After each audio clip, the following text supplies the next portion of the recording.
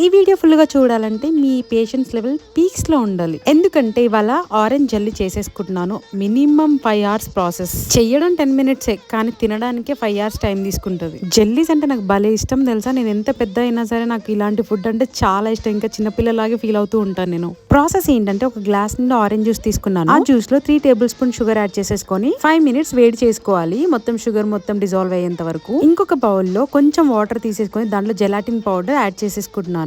Gelatin మొత్తం dissolve అయ్యాక దాన్ని మనం ఆరెంజ్ జ్యూస్ లో కలిపేసుకోవాలి మెల్లగా. ఇంకొంచెం టేస్ట్ గా ఉండాలంటే కొంచెం నిమ్మరసం యాడ్ చేసుకోండి, బాగా ఫ్లేవర్ఫుల్ ఉంటుంది. అండ్ దెన్ ఇప్పుడు 5 to 10 minutes స్టిర్ చేసుకోవాలి, మంచి కలుపుకోవాలి.